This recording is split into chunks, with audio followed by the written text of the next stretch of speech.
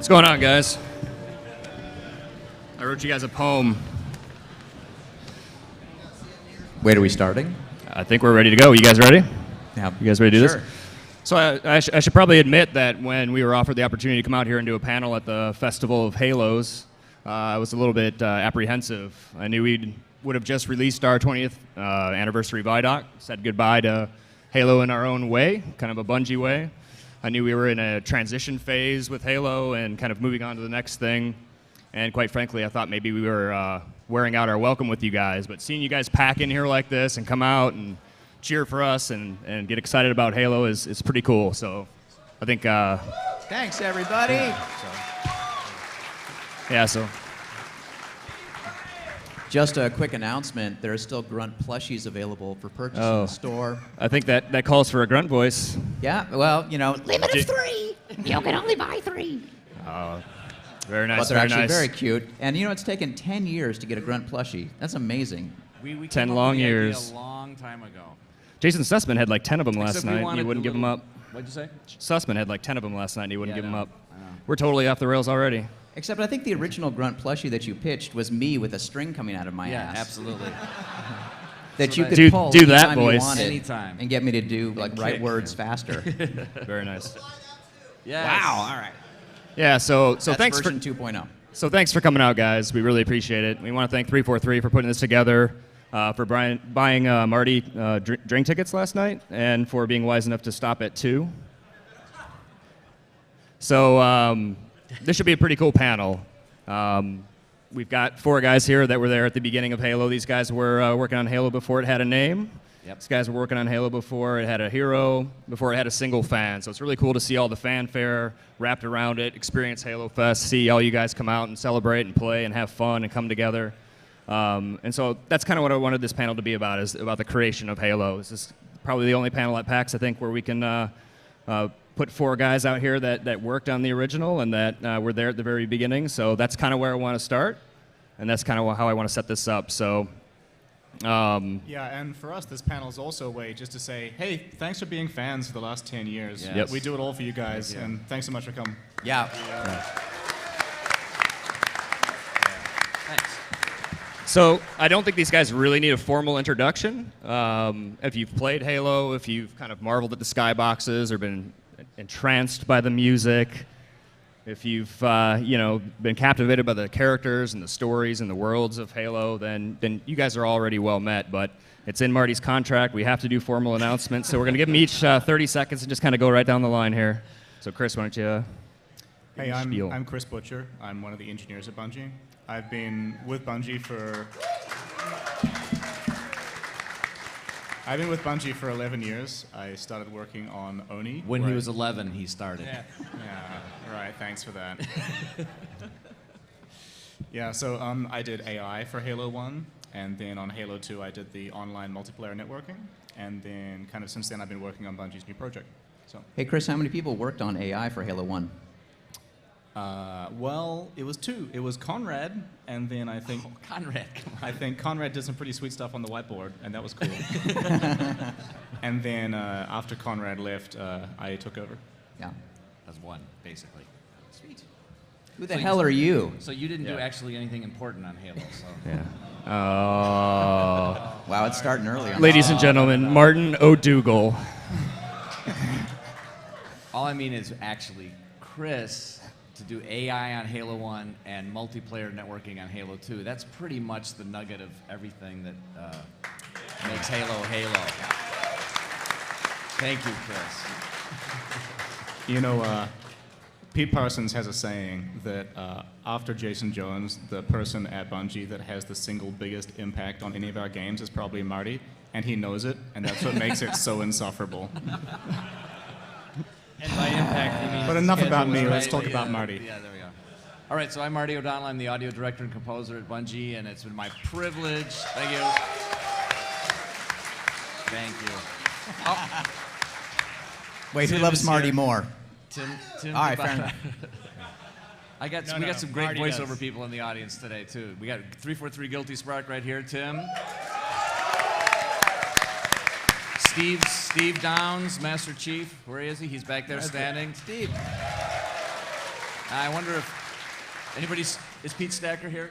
All right, Pete Stacker, Captain Keys is here someplace, Sergeant Stacker. Anyway, yeah, I love working with these guys because story, art, programming, I get to just sort of be the frosting on the cake, and it's been a total thrill for many years now. I started with Bungie in 1996. You're old. Yes, I am old. And Longest so anyway, intro ever. Here we go. Here's Joe. You know, the funniest thing about that Vidoc that we released a couple weeks ago was all the phases of Marty. There was fat Marty, there was skinny Marty, there was tan nice. Marty, there was pale Marty. There was Mullet Marty. The years have been rough. It's true. Hey, everybody, I'm Joseph Staten. I do some writing. I do some grunt voice. I'm the thorn in Marty's side and the twinkle in his eye. Yes. But I'm a design director at Bungie, and that's about it. Who the hell is this cop guy over here? Yeah. Hey. Dirty cop. Dirty cop, yeah. Hi everyone, my name's Dave Dunn. I've been at Bungie for almost 15 years now. I'm the head of the art department. On Halo, I was an environment artist. On Halo 2 and 3 as well, transitioned to managing the art department. But you guys probably know me best as the voice of the scared crewman for Halo 1. Halo Voice 1. of Scared Crewman. Scared Crewman. Remember your Help line? me, help you! That's it. Now, Dave, you made a little multiplayer map for Halo 1, I believe. I did, yes, and it's great to see Mac's crew give it some awesome, loving treatment. It looks great, but at the end of There's Halo, Max in the back right there. at It's the end Damnation, of the by Halo the development way. process, Michael Evans and I were talking, and I was like, I really want to make a map because I'd been working on the campaign stuff the whole time, and I had this crazy idea for a really small capture the flag map that you guys might know as Damnation. Damnation. I hear it's a lot more fun now that Max had some time to improve it. Yeah, I hear some people are happy that maybe those jumps are gone and not so difficult. But love I the wanted jumps. to challenge you guys to think about where you were running around. That was good. Because when you look down, you could see your feet. Oh, no, that's Yeah, right. that's You good. couldn't see your feet. Yeah. No, now. And I really love the gardens and wanted to make sure that they had a lot of action in that map. It's good. So I'm Eric. I'm Bungie's community manager.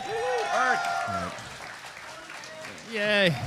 This guy is freaking out down here. So when I was putting the panel together, I went to HBO. Switch mics. This one. Mike fail. I'm glad we have professional voice actors Check, to help check, us with check. our Check. There we go. Testes. 1, 2, 3. Sorry. All right. So a lot of these questions are going to come from HBO,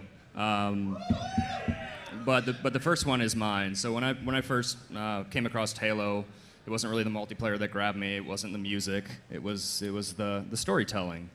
And so, Joe, you said something. Me too. You said something interesting. At least one interesting thing in the Vidoc. You said everyone at Bungie are storytellers. So that we're all storytellers and we're all tasked with telling the stories. What does that mean in Halo, both from a theoretical level, like what does it just, and then what does it mean in practice? Well, let's go with practice first, because that's much more fun to talk about. I mean, I think there was a time in Bungie's history where we weren't all storytellers. I think there was a big disagreement in Halo 1 about how important story really was. I mean, I think there are lots of people who thought we didn't need a game with a story in it. We just need to ship a fun game, and the story was kind of a pain in the ass, actually. And why are we spending so much time on it? And I'm looking at you, Marty. No, not really. But I think over the years we've all realized the importance of not just telling a story, but creating a real living world. And whether you're an environment artist or an engineer or whoever you are, I mean, you all have a part to play in creating this larger story of the game. So I think everybody feels that responsibility now, and you can look at our progression of Halo games and ODST, Reach. I think the stories are much better in those better told at least than even in Halo 1. So I think it's really great, and especially looking to the future. I mean, I think everybody's going to be a part of the next big one. So it's great. Sweet. So I think one of the elements of storytelling that often gets overlooked in games, and with a lot of notable exceptions, is the way stories unfolded through the art. So were you guys looking to actively put a lot of story, like say in the Forerunner architecture, or how were you guys looking? So you said it was a pretty simple story. How were you guys looking to infuse story just in the world itself? Well, I'll let Dave maybe take that one. I mean, especially for for Halo 1. I think the anybody answer's sort of can- different for every Halo game, but Yeah. So I think that's an accurate statement that everybody thinks about story. Maybe not in the sense of the story arc, but backstory to every little thing that you do. And if you're not thinking about the function of the work that you're creating, whether it be the Warthog or one of the Foreigner spaces, then it's gonna. I think the player is gonna see right through that there's nothing behind it. So I'll talk about the environment arc because that's what is the easiest thing for me to speak about.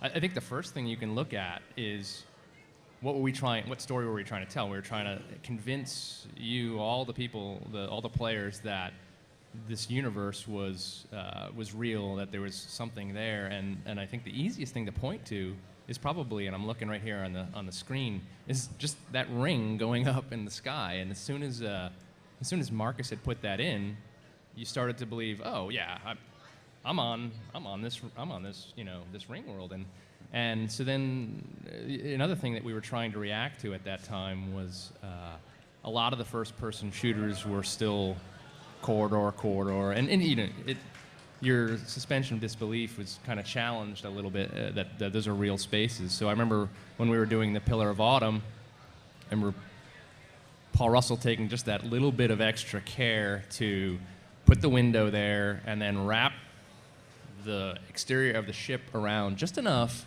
so that you believed you were on a ship. And we did that with, I think we tried to do that with all the environments. We tried to make you feel like, hey, there's more here than you can actually go to, and maybe you the player would run into the soft ceilings and all that. But we tried to do it in a way that felt pretty good, like some fogging and just trying to make these vistas. And so I think skies became really, really important to us. yeah, I mean, at Bungie, we have what we call storytelling channels, and it's a big, long list of things from music as one of them to dialogue, of course, text that we see. But the number one thing at the very top of the list, the biggest impact storytelling channel are our environments. I mean, they don't say anything usually. I mean, they have ambient sound, but the biggest impact on our story is absolutely the world that we're creating. Yeah, I mean, and at different points, you want to make, as the story arc says, okay, now we're ramping up in intensity. You also want to do that through gameplay, and I think that's maybe Chris can jump in and talk about how the AI handles stuff like that, because I think that's a story part as well. When the story arc at the end of Halo 2 said we're going to go back to Earth and we're going to fight there for a while and it's all going to be awesome. Yeah. Yeah, I remember that story. That environment that I described was really, really hard to build. Yes. That environment was called Halo 3 that we tried to build. A lot of people wanted to know what the ending of Halo 2 was. So I mean, I Halo have 2 was Halo 3. That's not actually true, Joe, and you know it. Well, I have the bits and original bits and ending of pieces. Halo 2, and it's stored away, never to be seen or heard by anybody. But a lot of that dialogue ended up in Halo 3. Yeah, but it was changed enough. You know how much it was changed. Such Oh, a why tease. must we fight It's a fun. publicly, I know. always? This was part of our deal. All right. Let's let Chris speak. yeah, Chris, you've been pretty quiet over here. So how does engineering wrap into all this? Are you kind of the unsung heroes? Like what's going on? What do you guys do for story, and how do you help these guys make games? Well, I always think the most interesting stories are the ones that players tell in the world. And my first experience of Halo was I was working on Oni, and I got to Bungie, and so Dave Dunn was working on Oni as well, and I was like, As a matter Dave. of fact, all four of us worked on Oni, and then we worked on Halo, which is pretty cool because Oni was a lot of fun. Well, the Oni team is the heart of Bungie. Yes, absolutely. We kind of carry those guys. I mean, but so when I first got to Bungie, I went to Dave Dunn. Actually, I was like, Dave, I know you must have a build of Halo lying around, because I was a big Halo fan. The first time I saw it was with the Macworld presentation, like I was telling Claude and Miguel a little earlier. And so I asked Dave, hey, do you have a build? Can you fire it up? And so he got this build, and it was back before the Xbox. This is a PC build, so it's just some rolling terrain. And the first thing I did was I got in my little guy and I ran around and I found a river. And I went down, there's reeds by the river that are swaying back and forth. I kind of kicked some rocks in the river and watched the rocks fall down the hill, then sink slowly in the water. And I was just sitting there thinking to myself and saying, this is a world. These engine systems that everybody had built before I got there, they're creating this world that players are going to be able to be in and spend time in. And so my favorite stories in Halo are always the quiet ones, I think about Halo Reach has some of my favorite stories in the human environments in the first couple of levels of the game, where you're going through these kivas of the pioneers who are there on Reach, and they've created this world for themselves. And so you can look at the world of these people and their homes, and you can look at the windmills that are turning slowly in the background. You can sit there and just soak up the ambience. And for me, that story emerges from all those little details that make up the world. And with Reach, we've been pretty deliberate with a lot of that stuff. We had people taking a long time to talk about the pioneers and what's their philosophy, this group of people that are settling the wilds of Reach, and how do they think about the world? How does their architecture reinforce the way they think about the world? We haven't always been so deliberate. On Halo 2 and Halo 3, there was this pretty fun game where the environment artists would always try and sneak like signs into the environment. They'd be like, "This building operated by Ass Clown Industries," and then Harold Ask would... Clune, Ask Chris. Clune. Ask Clune. Not Yeah. from Microsoft GOPS perspective, it No, ain't. it wasn't. No, Microsoft is not a big fan of the environment artists trying to sneak in like pictures of themselves doing crazy things. So you talked about being deliberate, and a lot of people cite Halo as kind of a lightning in the bottle experience, or kind of a assemblage of happy accidents. How much of that is true? How much merit is there to the idea that it was just Marcus throwing the ring in there, and it was all fairly accidental? And Well, what I would say to that is just that we were all working on this game, when it was an RTS, and it was just had sort of a sci-fi skin to it, and there was no Halo, there was no Master Chief, none of this stuff existed. As a matter of fact, it wasn't called Halo, obviously, at the beginning. So it's really fun to see how those things, came into being and developed.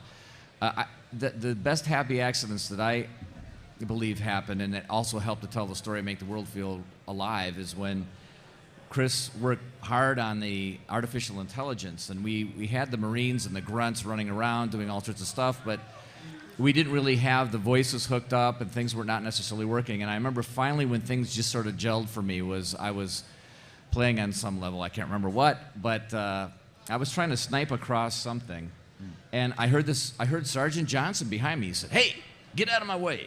And I looked, and then he goes, "Move your ass." And I'm like, that's just great, because we didn't make that happen. It happened because of Chris's AI and randomly selected dialogue, and I really felt like he was a real person talking to me and telling me to move. And I was like, sorry, Sergeant Johnson, I'll move out of the way. It was great. Chris, correct me if I'm wrong. I mean, I'm not a programmer, but I think the code said, if player horrible at sniping, then NPC tell him get the hell out of the way, right? That was some there's- custom scripting. There's actually special Marty detection code in there. No, but Marty's right. I think the thing that's interesting to me about the story of Halo is that a lot of the world building of there's this ring world and the society and the structure of the Covenant and all of that was around for a very long time before we actually had the game altogether. So that kind of backstory was pretty deliberate from a pretty early time. And obviously, when you actually go to look at the story of what the levels are and what the cinematic script is, that came in pretty late. But the two happy accidents for me are both point to that Halo originally was a science fiction game about big ideas, about the idea of the ring world, about the idea of the Covenant and the idea of the Forerunners. But the accidents that we came to were the Halo ultimately was a story about characters. I mean, the Master Chief, Cortana, Captain Keyes, and the Marines, all of these are really late additions to the story of Halo. I think the relationship between Master Chief and Cortana didn't emerge until we started saying, well, this is a first-person shooter, and so we need to have a way where you are going to be guided around. So what if there's an AI that's riding around inside your suit with you? And this is all before we had the idea that there was going to be a character called the Master Chief. At this time, the player character was just a totally faceless, voiceless guy. And so I think the interaction between Steve Downes and Jen Taylor and their specific voices and talents really brought out that relationship between the Master Chief and Cortana that was a very late addition to the canon of Halo. By the way, I wish everybody, especially you guys up here, could have been at the panel yesterday, because Steve Downes, Master Chief, and Jen Taylor, Cortana, met for the first time. And that was fun. So it was a nice hug. It was a nice romantic moment, even though nothing can really actually happen. So. So you talked about the rich backstory and the idea of the Covenant and the Forerunner. A lot of people ask about the like Halo Bible. Like, how much of that really exists? How much of that was really written down and well thought out? And I think I gave Frankie a stack of phone book size things, and he has them hidden in a safe somewhere now. just under lock and key. Yeah. No, I mean, there never really was a. I mean, eventually we did have a Halo Bible, like real pieces of paper with stuff written on it. But for a long time, the Halo Bible was the people that worked at Bungie. I mean, everybody had their own knowledge of a really specific area, which was great because you had sort of wise elders who knew a lot of things. But well, I mean, some of them did, not all of them. Wow, Some just you had to elder. go there. But they laughed first. I got to respond to the laugh. But I mean, there was also a problem with that too, which is everybody had a certain piece of the pie, and they sometimes disagreed about what was what. And so as soon as we began to write novels and do comic books and do all that sort of stuff, I mean, absolutely we had to organize it into some some pages. And we organized it so well, which is why canon is so perfect. I don't think you can poke holes in anything, right? No, I mean, absolutely. I mean, I think that in 1998 when I arrived at Bungie, you guys had it all written out, and we just followed that for the next 10 years. Absolutely. It was real simple. Yes. My favorite memory of arguing about the story is arguing with Rob McLeese about how far outside the galaxy did the Ark have to be located so that it would be safe from the halo effect. And we were talking about how does the halo effect propagate off the mass shadow of other stars, and that's because it's like a self-sustaining chain reaction. And he just looked at me like, this is all bullshit. And I'm like, no, Rob, like, go read Ender's Game and read about the way the MD device works as it propagates off the bugger homeworld, and then we should do something like that. But it should work on neurons. And he's like, you're crazy. Get out of here. Mind you, this is coming from a man who wrote pages in the Halo Bible about the Nar and their coal-powered spaceships. So Yeah. Yeah. So We should do a panel on the I don't know if I NAR. answered your question or not, but I mean, there did exist a real repository of all those good ideas in the end. And it sounds like there's a lot of institutional knowledge and a lot of people that are kind of keepers of fiction or Yep, absolutely. Like, how do you bring that all together and get everybody unified towards making a game? Like, Well, I mean, honestly, I mean, internally to the big team, we try to tell things very clearly and with as few words as possible. I mean, it's really easy to get lost in the weeds of stuff, and I think we try to be really crisp about the stuff that we're talking about when we're designing stuff. I mean, you can easily sort of overwhelm, an environment artist, right? At the end of the day, I mean, not to pick on the environment artist, but anybody. I mean, content creators just want to know, I mean, like, how big do you want it? What's the theme? Tell me a little bit, but I don't want to know about the Nar and their like stuff and like how the halo effect works. Just like, is it blue or is it green? Yeah, And that's do you a- want trees that's or not? Like snowy? Yeah, I got it. Like, The best example of that. go back is- to your cave, Ryder. I'm Yeah. done. The best example of that is people often talk about the style Bible, and we created the style Bible maybe during Halo 2 or Halo 3, and that was to actually help with external vendors do its stuff because the internal style Bible was as simple as, hey, welcome to the team. You just joined. You're going to be an environment artist. Okay, you're working on this Covenant ship stuff over here. Here's what you need to know about Covenant. Try to make it curved if you have enough polygons, and make it purple. Oh, Forerunner, I want you to chamfer 45 degrees, gray, with some blue lighting. Okay, go. And it worked. I mean, it was like, because it was crisp and simple, I think actually you didn't get a lot of straying, into wild tangents. Yeah, I mean, it's really easy to overcook a story. I mean, we've done that a couple times, and I think we've learned that. I mean, over the years, that you got to boil it down to its simplest stuff sometimes, especially when you're making it. Yeah. so Usually Joe's first draft of a script is about 1,600 pages. Please. 12, 14 hours worth. I'm of- just trying to make the first draft of my scripts the direct opposite of the first draft of your music, which is like one note. right. Yeah. I was actually And then going 12 there. months later, you're like, Yeah. oh, I'll get to it at some point. I'll do the rest at the end. It works. Yes. So you're known for the ivory tower, among other things. Like how do you fit into all this? How does the music inform storytelling? How does it? Where does it come into play? And then how does it make the games Well, better? I've talked about this before, and I try to convince these guys that this is a good way to work. They still don't believe me, but Music, I think, usually works best when it comes in latest, and that's because it can actually respond to things that are working. So in a film, post-scoring is what happens. The film is cut, the production is done, and then the music, the composer comes in to actually try to bring the scene alive as much as possible emotionally. That's the way, because I have a film composition background, that's the way I like to do it with the game. But many of the guys on the team would like to hear a lot of music prior to that stage, because usually the game isn't working until about a couple of weeks before we ship. Doesn't that also I'm mean overstating that. Doesn't it also mean you're just kind of hanging out for? Yeah, most of the time I'm drinking coffee. We're tired of looking to watching see you how push the coffee mug around the office. So, but anyway, yeah. So I spent a lot of time working with the story guys, and actually the environments are really meaningful for me too. I remember, I think it was on Halo 2, where the whole time I would see early builds of the game, and as it progressed, there was one level, the level with all the little sentinels flying around. What was the name of that level? That was the gas giant The No, not Halo the 2? guest. in Halo 2. Alpha Yeah, Gas that's it. Giant? Alpha gas Or- giant. Oh, you mean the wall? No, wait. The Oh, you're talking wasteland? about Library. the Sentinel wall. I never remember what we actually Sentinel called them. wall, in the yeah. game. Oh, Halo 2. the one Anyway. with the little Sentinel constructors that we What? got. The Oracle? Oh. It was Thank called God Sounds for totally our wrong. fans. You know, true story. I think the day that we decided to write down the story Bible is when we got into such a big argument about the timeline. We went, well, who knows when it happened? And we were like, oh, wait, we should go check HBO. And we looked at the HBO timeline, and we were They all had it so all figured embarrassed out, that they yeah. had it figured out better than we did that Yeah. we decided to write the story Bible. So thank you, guys.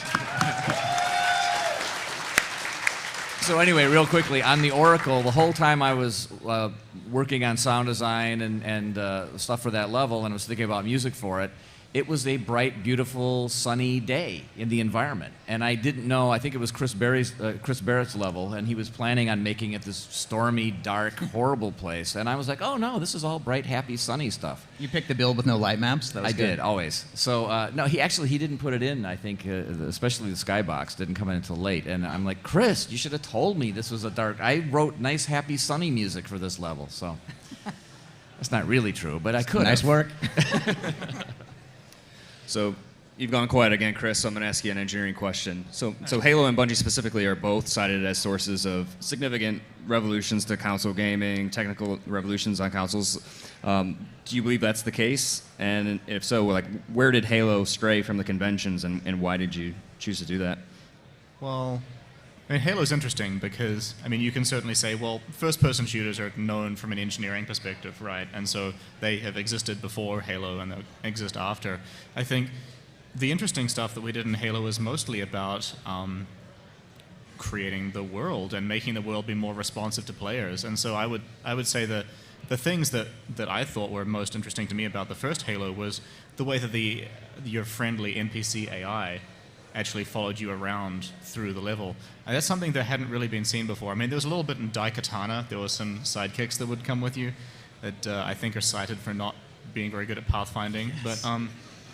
But in Halo, we weren't really sure what role the Marines were going to play. I mean, as soon as we had an AI that could fight meaningfully, we decided to put friendly AI in there along with enemy AI because from Oni, I had really enjoyed making the little TCTF troopers that would run around with you in there. So we decided that friendly AI was going to be pretty important because it was one way of making the player feel connected to humanity.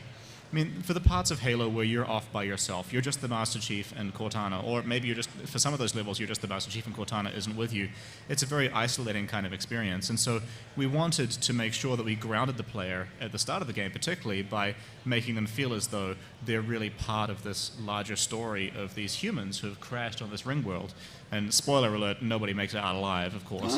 Except, magically, Sergeant Avery Johnson. How did he make it off the Halo? So I'm Joe? just going to, Joe and I had arguments about this. I was convinced, especially once we hired really fun voice actors to voice the Marines, that people would get attached to Marines. And a lot of the guys just thought, like, no, there's cannon fodder. It doesn't really matter. Well, that's because a lot of our designers were playing before we had voices attached. And everybody fell in love with Sergeant Johnson. Everybody fell in love with Sergeant Stacker and the Aussie and all these different people.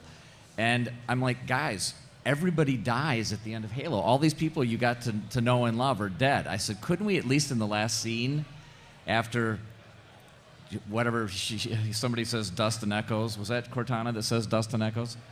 And your memory is just fading fast. Really good. They all blend together. But I wanted Sergeant Johnson then to just like come around the corner and like, no, Chief, I'm here, you know. But Joe is a completely No. Steve Abeda, our wonderful animator, longtime animator, who's not with Bungie anymore. We actually talked about doing exactly that as an Easter egg in Halo 1, which is as there's that sort of long shot of the Master Chief bracing in the hallway. Yeah. On Legendary, we were going to put Johnson just for a moment bracing in the hallway too, but in a much more like, this isn't really difficult for me, I've got my cigar kind of pose. This Master Chief's like, ah! Johnson's just hanging out, but we kind of ran out of time to do that. But read the book. We still put Johnson in with the elite at the end. Though, Oh, didn't yeah. Oh, yeah. That was actually his twin brother, I think, wasn't it? They were very close. But yeah, so I mean, AI like that, I think, is one of the interesting things that we added to Halo that hadn't really been seen much before, and that was really a collaboration between design and engineering, because the designers, particularly Paul Bertone, who worked on what's the name? It's Assault in the Control Room. That's what it's called for you guys. I mean, we have all internal names, so it's B40. It's always going to be B40 for me. Yeah. But Assault in the B40. Control Room. There are Marines that will start with you pretty early on in that game, and they'll follow you through the majority of that level. And there's a very elaborate interplay between the design systems and the engineering systems that gets them to follow you. And so there's a ton of debugging and work and that goes into that. But then that kind of, when you're actually playing the game, that all recedes into the background. The snow is falling, you're there, the Marines are with you, and they'll follow you for a significant distance all the way through there. And that happened at the very end of the game. We didn't really understand what its implications were. Like Marty and Joe are saying, it was too late for us to really change much about the story and have some way for the Marines to officially get off the ring with you. Yeah, one of the funniest things I remember is when we finally got voices and we finally got the little health pips for the Marines when they were sort of sitting on your tank. Yeah. And just watching, I think it was Charlie or someone, like spending 5-10 minutes trying to get the exact right configuration of Marines on his tank to continue through that level. But that's the kind of stuff that started to happen in the last couple weeks of the game that weren't part of Halo for the first 2 years of its development. That was great. Well, the first 5 years of development. First 5 years of its development. So that's one thing I think is really interesting. That's an interesting engineering system that contributes to the story. I think the other engineering systems that contribute to the story of Halo are the engineering systems that let the fans tell their story. And there are simple ones, like the ability for you to put your gun down so you're not aiming at your friends, so that the red versus blue guys can do their machinima a little bit better. We added I think that was a bug originally, wasn't it? No, it wasn't a bug. Oh. There are no It was bugs. a feature. Yeah, there's like a controller combination you can do in both Halo 2 and Halo 3 that enables like the ability to put your gun down in multiplayer. Well, I know, but wasn't the ability to like nod your head the bug? Right. So in Halo 1, the aim screen for the pistol, what happens is as you look all the way down, the head then comes back up again. So if you point all the way down at the ground, it looks like you're aiming your gun down but looking at the other guy, and that is a bug with the animation content. The way Which red versus blue guys absolutely loved, and we had to make it a feature then from then on. Right, and so that kind of emerges from the dialogue with the community. And other engineering systems like that would be save films and screenshots, and the Forge in particular, right? The Forge is, as an engineering feature, it's complicated, and it's not really that obvious that it's something that you would want to add to a game like Halo. But the Forge for Halo 3 started out as Tyson and the other multiplayer designers saying, I really don't know if this is the right place for the battle rifle to be, so I want the ability to move it, because on Halo 2 it was really painful. They couldn't change where all the weapons are placed on the environment. So he built this system for Halo 3, and the stated design goal of that was let the designers move where the weapons are on the map. And of course you guys know what the Forge was actually used for, which was building just these crazy, elaborate multiplayer levels that were completely constructed from whole cloth by the fans. A lot of Forge porn. A lot of Forge porn. Thank you, Eric. And so these systems kind of emerge as a dialogue between what we do and what the community then does with these artifacts that we've created. And for me, that's the power of the engineering systems, is they give people the ability to express themselves. And that's what I love. So you talked a little about the AI. Probably my favorite enemy combatant in any game is the Grunt. And I think because there's a lot of, there's these really cool layers that happen. If you're shooting them, it feels good. It feels fun to kind of eradicate them. But then if they get you, if they get you with a plasma grenade, you almost want to, cheer for them. You're almost rooting for them. How do you design for that? Like, how does that work? Is it an engineering thing? Is this a design document? How does that come to fruition? Well, the funny story I like to tell about the grunt is that they're kind of odd-looking little guys, right? Like they're short and they're squat and they've got a big backpack. We had a model in the studio for that exact thing. Yeah, but Joe's arms aren't quite as simian as the grunt's. It doesn't really have the big meaty forearms. Show us your forearms. Yeah. Yes. Oh, whoa, damn.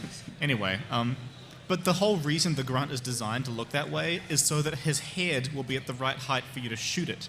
Because Jones wanted a character whose head was the weak spot, that you wouldn't have to look up or down to shoot him, so it'd just be pop, pop, pop, like killing popcorn.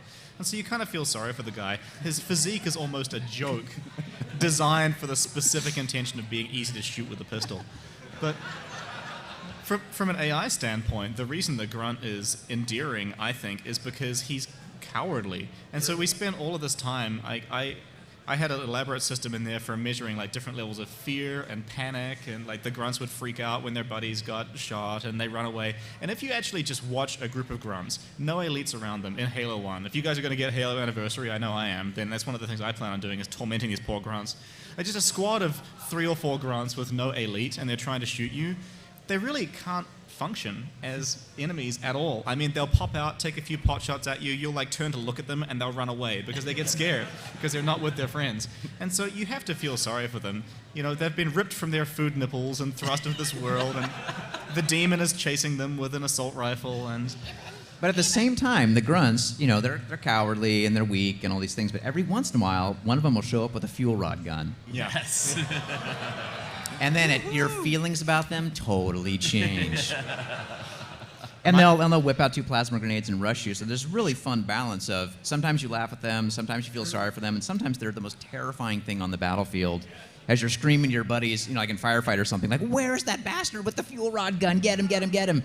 And like killing the brutes is easy at that point, but the one guy with the fuel rod. So they're just a really nice, well-rounded character with a lot of And that's options. another one of those things is we had these great characters that were cannon fodder, and the temporary voice we had for it, believe it or not, was one of the Marines that I just used because they had the same sort of categories of attack and flee and fear and all these categories. And we had done some work with one of the actors who did a Marine voice. And so we just hooked up those same categories, except we pitched it up so he sounded just, you know, cartoony. And it was only just so we could differentiate, I don't want to hear the Marine, I want to make sure I'm hearing the grunt. And suddenly by pitching him up, we had a comedy relief element in the game that we weren't really planning. right, and then we said, then Joe that sounds started like imitating him, and it sounded like Joe doing his imitation of this funny Marine pitched up voice. And that's, I believe, how we ended up having you come in. It's like, okay, Joe, now you got to do it for real. Be the real grunt. Yeah, And those sessions were great. They were amazing. yeah. Nah. You're my favorite one last grunt story. Oh, they want a grunt voice. You know, with a grunt voice, it's a lot of fun. But the funny thing about the grunt voice is I really don't Do this when I'm in the studio. That's just what it sounds like. But I go in the studio, I say, flee, leader dead, run away. And then Marty says, no, you got to say it lower, because if I pitch that up, it's going to be even worse. So I really just go into the studio and say, leader dead, run away. It's about the excitement and emphasis, not the... Yeah, but Right. when you throw some of that stuff in, it's good. And Every once in a while, I'll toss we it. got the food nipple lines were just classic lines. So and they So, just you came know, out of sometimes his the grunt, head. I don't know the where it comes grunt, from. they have real feelings. The war is hard. They feel for their comrades that fall. They're very deep. My favorite grunt character is the heretic grunts in Halo 2, because I always imagine them like sitting around discussing socialist philosophy now that they've thrown off the yoke of the prophets. Yeah, I know. Yeah. Public ownership of property, much better way to go. You think?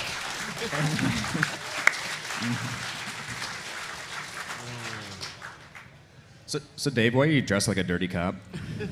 Well, someone told me, you know, this whole big PAX thing is about cosplay, and I figured, you know, who gets more cosplay than a dirty cop, right? You're kind of Lindy cop. Yes, very linty. It was in my, Dave was going to dress as Marty. I don't know what happened to that plan. Yeah, I could not find the salt and pepper mullet wig, and I was really disappointed. So. Yeah. Very nice, very nice. Got some nice salt and pepper in the beard, though. Did you do that on purpose? No, or- that's oh. just happening, by natural. It's Marty. like we're all old. Working with you we'll do that. So you talked about Easter eggs a little bit when you're talking about Sergeant Johnson at the end of Halo 1. We get a lot of questions about Easter eggs. People kind of want to know what your favorites are, if you have a favorite, or even just why you put those into the game. Like why are they there, and what are they for? I have a least favorite.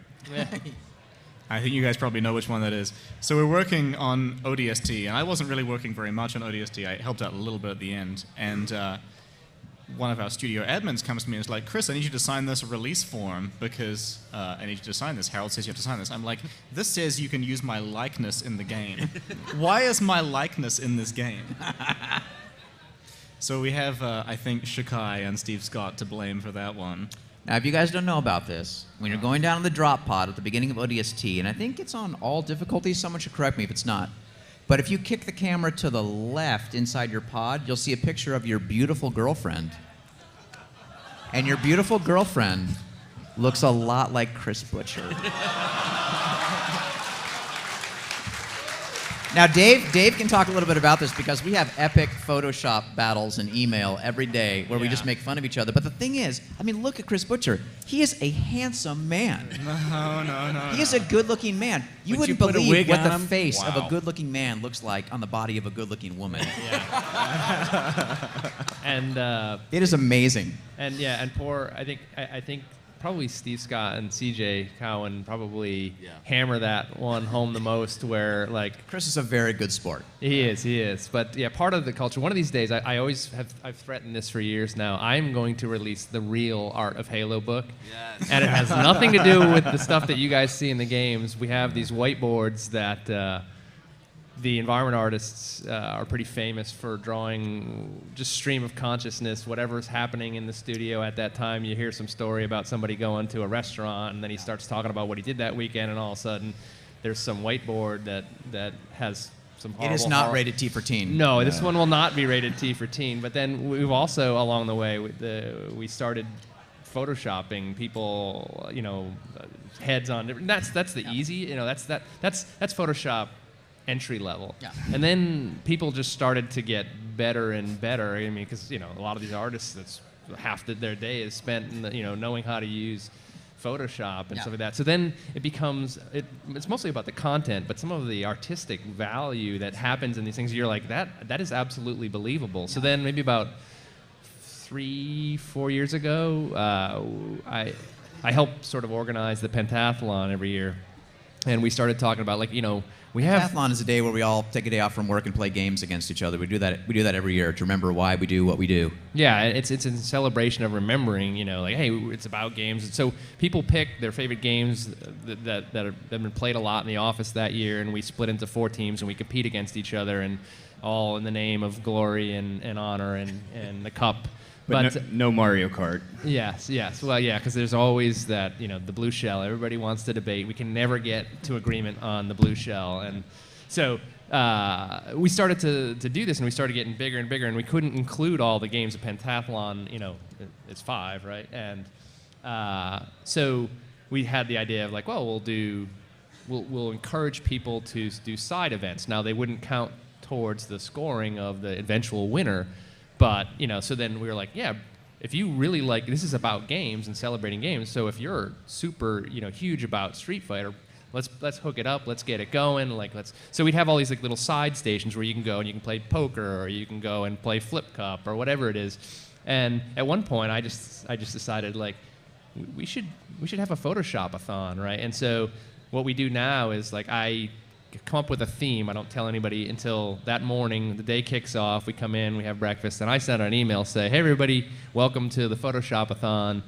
This year's theme is brotherhood, and I give you source material, and I get some very good souls to offer up for me to take photos of them and give that to the studio, and then they just start, and at the very, very end of the day, the last thing we do at the end of the pentathlon, after we've declared a winner and all that, we sit down in the studio, when we bring the screen down, and I show everybody pictures of their coworkers being photoshopped in all sorts of wonderful compromising acts and positions. After you've spent an hour weeding out all the ones that are totally inappropriate for a company-wide meeting. I sit there with Harold and HR, and we kind of go, no, that's just, no. Yeah, Dave acts so mature at this point, especially since he's a more management guy. But I remember a few years ago when we had some we were mostly male studio, and thankfully we have many more females working with us now. But a few years ago, it was mostly just guys, especially in the art department, and the whiteboards had started to get a little embarrassing. And I've heard stories about we were gonna have like kids come through for Halloween, and we were gonna have the wives coming in, and I went to Dave. I said, hey Dave, could you just talk to the guys and maybe just sort of clean up the boards a little bit? And he goes, okay, Marty, I'll give it a try. And sure enough, the next day they were all erased, and then new drawings started coming on, and all the new drawings were like environments and telephone poles and very interesting things. Except if you looked at them a certain way, you would realize. They were following the letter of the law, but oh my gosh, I swear it was worse than ever. But it was brilliant. It really showed stuff, the true creativity of the artists. I mean, you'd be surprised. How do you make a little boy playing a drum kit? All right, I'm look stopping. So Easter eggs. Yeah, that was a beautiful story, though. I would say, off of Photoshop, one of my favorite Easter eggs is also an ODST, which Marty, in every game, I don't know if you know this, he hides a piece of music from Myth in every one of the games. Siege of Madrigal, yeah. Siege of Madrigal. And he's very secretive about it and swears J and C. Paul to secrecy about where it's going to be. Well, we on ODST found out where you hid it, and in that exact same special spot, we put a great image of you dancing to some sweet music and some flying hearts or some crazy madness. That is one of my favorite, because I wanted to be there on that night that you were testing Siege of Madrigal. Like, oh, it's going to be so good. Well, the fans will never find this. Then you found it, and all of a sudden, rather than your special music, you heard. I don't think you were there the day that I had. What happened is I was surprised that nobody had actually found Siege of Madrigal, and so I put a little contest out saying first person to find it, and give me proof that they found it. Which everybody knew he would do. And so I knew where it was. I had tested it on every difficulty except Legendary. Because we knew Marty could never get to it come on. Legendary. That is so not true. But so what happened was somebody sent me proof that they had found this thing, except that it was like, I'm like, that's not right. They must have done something. They must have done something. But it's like weird that they found it in the right spot. But it's this completely bizarre thing with hearts. And I was like, wait, hearts? That's Steve Scott. Those are temp effects that Steve uses to find out if things are not hooked up right. They're debugging hearts. And I thought, well, the kid couldn't have put those hearts in. That's Steve Scott. So I went and I had a tester. I said, look, can you confirm that this is really what happens in the game we ship? Oh, you had a tester do it? Marty, come on. Well, no, because sniper rifle, infinite ammo, man up. Anyway, as I was standing there and the tester had logged into the kid's account and was going to where the little film was and the whole thing, suddenly Steve Scott, CJ, several guys just appeared in the back of the room so they could watch me see this Easter egg come to life for the first time, and then they all clapped and laughed. So it was very elaborate just to get me. That's what we do. So is there any other reason they exist beyond ripping on Marty? Is it, why are they there? Like, what do they exist? Well, I mean, I was going to say that the whole purpose of Easter eggs is just because, partly it's a way for the team to blow off steam a little bit. Like, Travis will put a picture of himself. What's the name of that Halo 3 level? The one, I know what it was called. Internally, it was Steve Cotton's little test bed with the two capture the flags. But what is it called to the public? Oh, the map. It's the one with the big radar. Standoff. Yeah. Yes. Right. So on Standoff with the radar dishes there. Sure, there's a picture of like Travis waving. If you go and zoom in on the radar dishes, that's just Travis blowing off steam. But for a lot of the time, it's because not everything can be a big production in terms of the story. So you can put little flyers of lost Jason Jones like on the ground in Voy on the Halo 3. It's just a way for us to have a little bit of a kind of fun connection to the testers, to the game players who are out there playing. Like, we'll hide special weapons around the levels because we want to see what happens if people find this one level or this one weapon. My absolute favorite Easter egg that we created for the fans is in Halo 2 in Old Mombasa.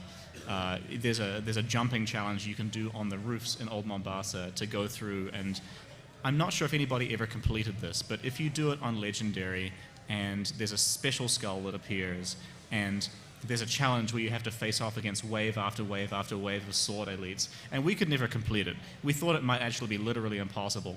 But so that heritage, the Vidmaster Challenge, is something that has been at Bungie for years and years and years and years.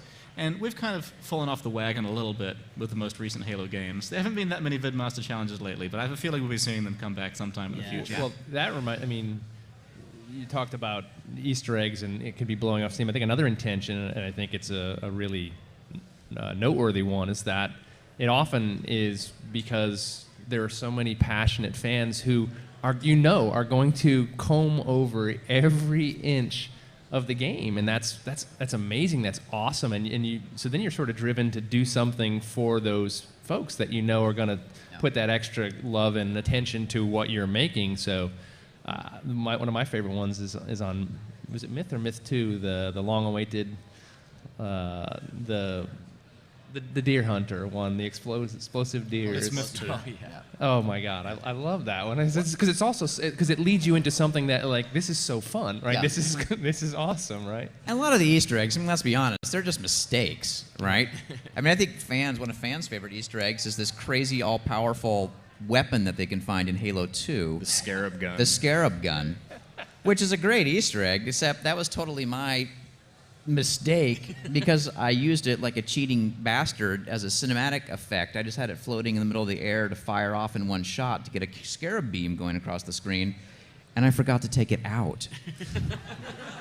So a lot of that stuff is just It's fairly elaborate to Well, get yeah, that. wasn't there a Marine in Halo 1 that Yeah, I was just forgot to standing? take him out, You too. forgot to take him out. Yeah. You just wanted his voice for one reason, and then everybody got up on top of whatever that was. What level was that? No, he That's was one of the fun. Marines in that Pelican going in the initial Yeah, Pelican run. that's And right. in script, I believe, we were very late did we get, like, delete all characters by, like, class of character. Yeah. And so I had to go and delete them by name. And that was just old legacy script. So I said, okay, delete the Aussie, delete Scully, delete all these guys. I just forgot to say delete whatever the hell I called that Perez guy. or whatever, And so there he was, ding, hanging out in the swamp with no weapon. Yeah, just standing there. Yeah, just hanging out.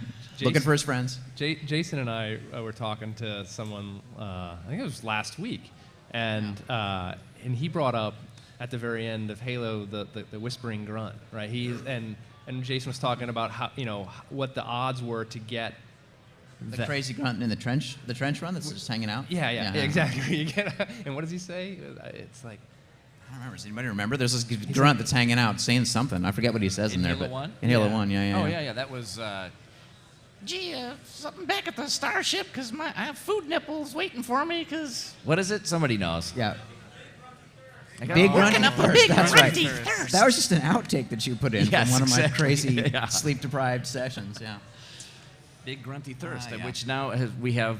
Aren't there coffee mugs that say satisfy your grunty thirst or something? Are there really? There Yeah, should there be. should be, yeah. Where's Frank? Get on that. So I think we've got Yeah, about the shirt store called. That's right. got about 5 minutes There was left. actually on Halo 3. Joe had some trouble with writing, and one day he did some outtakes that were just perfect, and we put him in, and that was what you were gonna have. We were gonna have in there, and then I don't know if you know this. Oh, but the writer's block grunt? Yeah, Oh, yeah. he was good. He had some anger issues. Yeah, but we later on we realized, you know what? That really isn't funny. It's actually It was kinda there's some dark. mean That grunt had darkness some going deep on. So we issues. swapped it out with some funnier stuff. This story isn't good at all! Yeah. Yeah. We cut him. It was appropriate. To say this is probably the last Halo panel that we'll do, I guess. Seems Yeah. like a appropriate time to shut them down. So, what do you guys want to say before we walk out? That's very sad. Way to bring it That's a little- down. I don't know. You know, I want to say, as far as I'm concerned, Halo's never going to die as long as people can still play LAN multiplayer, Halo 1 System Link. So keep going until your Xboxes break. They may be, 10 years from now, 15 years from now, I'm sure, Xbox Live will be something different. And there may not be Halo and Xbox Live anymore, but until the last Xbox dies, I'm sure there'll be people out there playing Halo System Link, so keep it up. I would just say, too, that the fun thing about actually being part of something from the beginning and seeing it take on a life of its own and seeing how the fans have responded over the years, I talked to Jason about, wow, we really caught lightning in a bottle here. What are the odds that we can ever do this again? And he goes, yeah, slim to none. But we're sure as hell going to try. So we have a bunch of people back at Bungie, and our goal is to do this again. So be brave. Stay tuned. We got more really cool stuff on the way. So. And I think we actually have a bunch of Bungie people in the audience. I see Max hanging out there in the background. Max is still Bungie folk. Max! If you're a Bungie person here in the audience, stand on up. Come on, D. Miller, where are you? Anybody? Yeah. Dan Miller's out there. Very nice. Yes! Yeah, I mean, I don't really know what to say. I think we've said goodbye to Halo on many different occasions, but goodbye Halo. Yeah, but I mean, seriously, I mean, it lives on, and I think the thing that makes it strong is everybody out here. I mean, we never would have imagined that thousands, millions of people wanted to play our game or listen to our story or listen to our music, and I think we learned many years ago, not like months ago, 5 years ago, that it wasn't really ours anymore. I mean, it belonged to all of you guys. So it hasn't been too hard to say goodbye because it has a home. It has people that care about it, and those people are all of you. So keep loving it. Yeah, that's the thing that I was going to mention was, there's that classic question of, if a tree falls in the woods, does anybody hear it? Did it happen? Blah blah blah, whatever. And you can talk about like what was the response. People ask me like, what was the response to, what is it like when somebody talks to you about like, Halo? And it's actually it's the coolest. I think it's really, really cool, not in a way of just stoking the ego, but in a way that you're really touched by the appreciation that, folks coming here to hear a jackass like me say something about creating level art. You have to be in awe of the fact that it's because, we really worked hard and we got, we hit some lightning in the bottle moments. We also had some things which I think were well planned out and were smart decisions. But seeing the appreciation, right? Seeing all the, seeing the footage of LAN parties, seeing how people love it, bumping into somebody at an airport who sees your Bungie bag and says, like, I just want to tell you that I play it with my kids and they love it and blah, blah, blah. And I cannot tell you how many airport security lines I've gotten through faster because I have a Bungie backpack. and I think that's... I always just get searched. Yeah. Because they want to find the demo disc in your backpack. Yeah, that's right. Yeah. For a while, I actually carried around copies of our games in my backpack to give out to TSA people. Very nice. Seriously. But I mean, that's the coolest thing is I think the appreciation for the work that you folks have always exhibited, and that's really powerful. Yeah. And so what I would like to say is just thank you to all of you folks. Yes. Yeah. Thank you.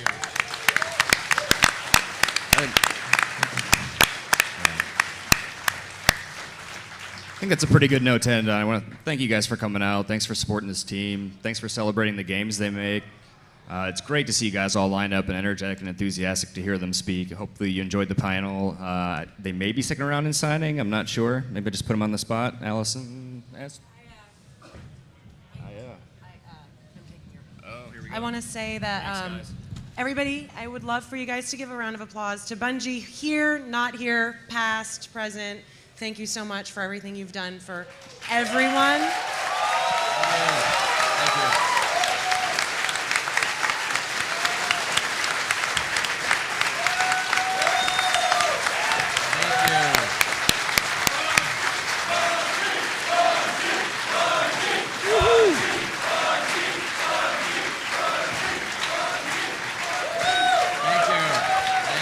you. This is just going to make Marty more powerful and more evil. It feeds his soul. It feeds his soul. And I was just texting with Frank, who got stuck behind a car accident, but he says you're on for the mug. I'm on for the what? The mug. The mug. Satisfy your grunting Excellent, thirst. Frank. He says, deal. All right. It's on. Bam. So I'm hoping that you guys will stick around and do signing right over here. Let's Okay. keep it Yeah. orderly. Let's keep it clean. Keep it Thank clean. you. Keep it clean. Yeah. See you, Starside. I see what you did there. I see what you